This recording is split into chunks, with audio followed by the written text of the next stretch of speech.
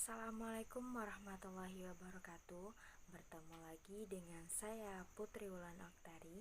Kali ini saya akan melanjutkan materi fisiologi tumbuhan tentang morfogenesis tumbuhan, di mana morfogenesis tumbuhan kali ini yaitu saya akan menjelaskan tentang pengontrolan pertumbuhan dan perkembangan, kemudian akan menjelaskan hormon pertumbuhan. Materi yang pertama yaitu pengontrolan pertumbuhan dan perkembangan, di mana teorinya yaitu semua ciri pertumbuhan bisa diukur, tapi ada dua macam pengukuran yang lazim digunakan untuk mengukur pertambahan volume atau massa. Yang paling umum yaitu pertumbuhan berarti pertambahan ukuran, karena organisme multisel tumbuh dari zigot. Pertambahan ini bukan hanya dalam volume, tapi juga dalam bobot, jumlah sel, banyaknya protoplasma, dan tingkat kerumitan. Pada banyak kajian, pertumbuhan perlu diukur. Pertambahan volume atau ukuran sering ditentukan dengan cara mengukur perbesaran ke satu atau dua arah, seperti panjang, misalnya tinggi batang, atau luas, misalnya diameter batang, atau luas, misalnya luas dari daun. Pengukuran volume misalnya dengan cara pemindahan air bersifat tidak merusak, sehingga tumbuhan yang sama dapat diukur berulang-ulang pada waktu yang berbeda. Kemudian, pengontrolan pertumbuhan dan perkembangan pada tumbuhan dapat dilakukan dengan cara-cara sebagai berikut. Yang pertama yaitu pengaturan atau pengontrolan secara fisik, di mana pengaturan secara fisik dapat dilakukan dengan pemangkasan atau mendapatkan kualitas buah dan bunga. Tujuan dari pengaturan secara fisik adalah untuk merubah ukuran, bentuk, arah tumbuh, serta untuk kesehatan tanaman dengan jalan membuang bagian tanaman yang sakit. Yang kedua yaitu pengontrolan atau pengaturan secara kimia. Pengaturan secara kimia dapat dilakukan dengan hormon, di mana hormon tanaman atau fitohormon adalah senyawa-senyawa organik tanaman yang dalam konsentrasi rendah mempengaruhi proses-proses fisiologis. Proses-proses fisiologis terutama mengenai proses pertumbuhan, diferensiasi, dan perkembangan tanaman. Proses-proses lain seperti pengenalan tanaman, pembukaan stomata, translokasi, dan serapan hara dipengaruhi oleh hormon tanaman. Yang ketiga yaitu pengaturan atau pengontrolan secara biologi. Pengontrolan secara biologi ini yaitu pengontrolan pertumbuhan tanaman secara alami. Contoh yang umumnya yaitu menyambung tanaman. Selain tujuan pembiakan, digunakan juga sebagai kontrol pertumbuhan. Tujuan penyambungan adalah untuk modifikasi sifat pertumbuhan, tahan terhadap penyakit tanaman, tahan terhadap kondisi tanah, dan memperbaiki kualitas tanah. Materi selanjutnya yaitu tentang hormon pertumbuhan, di mana hormon pertumbuhan ini bertugas untuk memacu atau merangsang bagian tertentu untuk melakukan pembelahan sel agar tumbuhan semakin besar. Hormon yang utama yaitu yang pertama ada auksin. Dalam bahasa Yunani, auksein berarti meningkatkan. Banyak terdapat di ujung-ujung koleoptil atau ujung-ujung tunas. Diketahui sebagai senyawa asam indol asetat atau AIA atau indol asetik asid. Kerjanya akan efektif bila tidak ada cahaya. Bekerja mempengaruhi atau mempercepat proses pembelahan sel-sel meristem di ujung-ujung tunas batang atau akar. Dengan sifat auksin ini, Tumbuhan dapat tumbuh sangat cepat di tempat gelap atau etiolasi. Dalam percobaan di laboratorium, auksin juga memacu pertumbuhan daun, bunga, buah dan batang, rerumputan, dan kelompok cemara. Sifat auksin ini digunakan oleh para petani buah untuk merangsang buah menjadi buah tanpa pembuahan terlebih dahulu, sehingga kini muncul jenis buah tanpa biji seperti semangka, jeruk, dan durian. Proses pembentukan buah tanpa pembuahan ini disebut partenokarpi. Auksin juga dipakai untuk memacu tumbuhnya akar pada batang-batang stek. Hormon yang kedua yaitu giberelin, di mana Gibberellia fujikuroi adalah jamur yang menghasilkan hormon giberelin. Secara liar, Gibberellia fujikuroi menginjeksikan tanaman lain dan mengeluarkan ekstrak giberelin.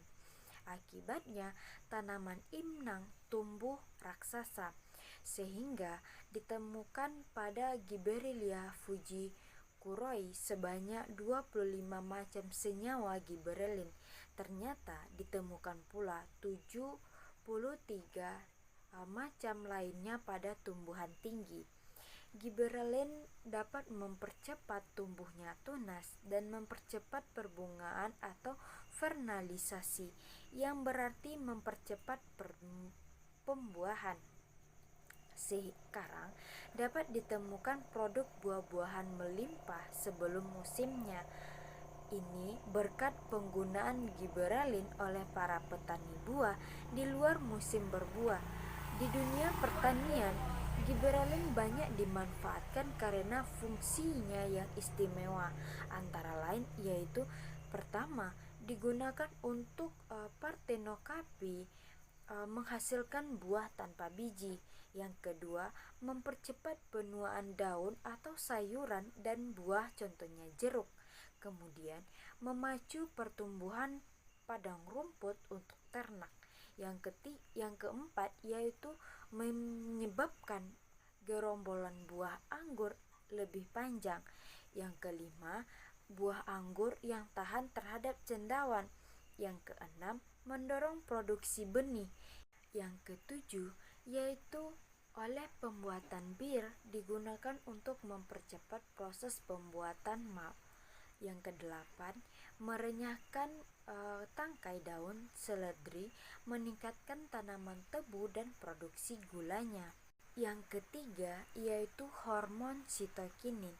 Dinamakan sitokinin karena memacu sitokinesis atau pembelahan plasma sel. Sitokinin terdapat di jaringan pembuluh berbagai jenis tumbuhan. Sitokinin ditemukan pula pada endosperm cair buah, kelapa muda, kapang, bakteri, dan bahkan hewan primata, lumut, ganggang coklat, ganggang merah, pinus, dan diatom.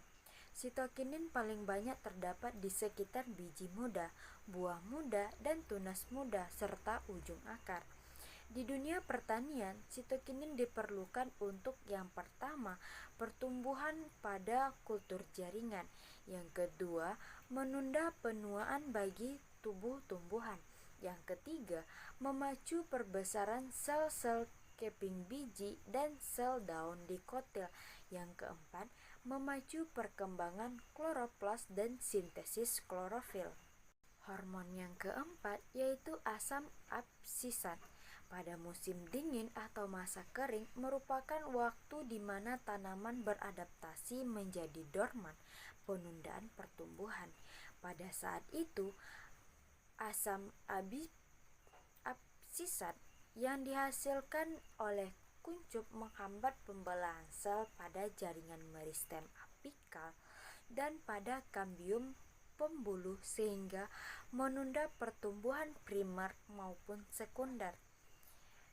Asam absisat atau asam ABA juga memberikan sinyal pada kuncup untuk membentuk sisik yang akan melindungi kuncup dari kondisi lingkungan yang tidak menguntungkan. Dinamai dengan asam absisat karena diketahui bahwa ZPT ini menyebabkan absisi atau rontoknya daun tumbuhan pada musim gugur. Nama tersebut telah populer walaupun para peneliti tidak pernah membuktikan kalau ABA terlibat dalam gugurnya daun. Pada kehidupan suatu tumbuhan, merupakan hal yang menguntungkan untuk menunda atau menghentikan pertumbuhan sementara.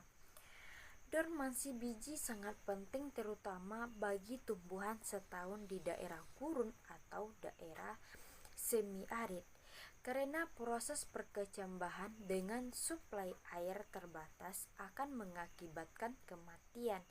Sejumlah faktor lingkungan diketahui mempengaruhi dormansi biji, tetapi pada banyak tanaman ABA tampaknya bertindak sebagai penghambat utama perkecambahan. Biji-biji tanaman setahun tetap dorman di dalam tanah sampai air hujan memicu ABA keluar dari biji. Asam absisat mempunyai peran fisiologi diantaranya yaitu yang pertama, mempercepat absisi bagian tumbuhan yang menua seperti daun, buah, dan dormansi tunas. Kemudian, menginduksi pengangkutan fotosintesis ke biji yang sedang berkembang dan mendorong sintesis protein simpanan. Yang ketiga, mengatur penutupan dan pembukaan stomata terutama pada saat cekapan air. Selanjutnya, hormon yang kelima yaitu hormon etilen. Buah-buahan terutama yang sudah tua melepaskan gas yang sering disebut dengan etilen. Etilen disintesis oleh tumbuhan dan menyebabkan proses pemasakan lebih cepat. Selain etilen yang dihasilkan oleh tumbuhan, terdapat etilen sintetik, yaitu etepon atau asam 2-kloroetifosfonat. Etilen sintetik ini sering digunakan para pedagang untuk mempercepat pemasakan buah. Selain memacu pematangan, etilen juga memacu perkecambahan biji, menebalkan batang, mendorong gugurnya daun, dan menghambat pemanjangan batang kecambah. Setelah itu, etilen menunda pembungaan, menurunkan dormansi apikal dan inisiasi akar, dan menghambat pemanjangan batang kecambah. Baiklah, itulah materi kita tentang morfogenesis tumbuhan. Semoga bermanfaat. Sekian, terima kasih. Assalamualaikum warahmatullahi wabarakatuh.